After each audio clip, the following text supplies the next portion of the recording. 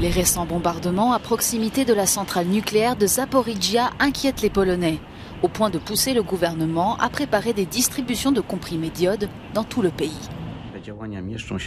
Ces activités relèvent de la gestion de crise, comme la préparation en cas d'accident de centrale nucléaire. Les comprimés contenant ce que l'on appelle de l'iode stable sont destinés à l'infection de la glande thyroïde par une éventuelle exposition. Il absorbe le mauvais iode radioactif libéré après une éventuelle catastrophe dans une centrale nucléaire. Pour le moment, il n'y a pas de réelle menace de contamination radioactive, mais nous voulons être préparés à toutes les possibilités. Ale chcemy być nawet na niemożliwe warianty przygotowani. Plusieurs écoles, mairies et casernes de pompiers ont été transformées en points de distribution, comme ici à Milanovec.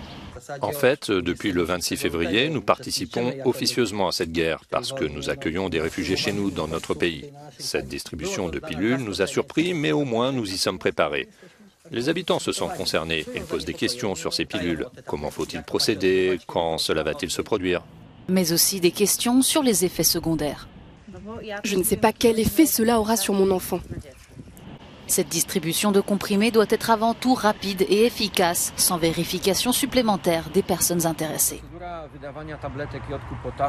La procédure de distribution des comprimés d'iodure de potassium commencera après l'annonce correspondante du ministre de l'Intérieur et de l'Administration. Toute personne intéressée par ces comprimés se rendra au point de distribution. Les comprimés seront donnés aux personnes jusqu'à l'âge de 60 ans et aux enfants, avec le consentement écrit de leurs parents. Ces dernières semaines, de nombreuses personnes en Pologne ont commencé à acheter des comprimés d'iode. D'autres restent sceptiques et s'interrogent notamment sur les effets secondaires possibles, comme ce fut le cas avec les vaccins.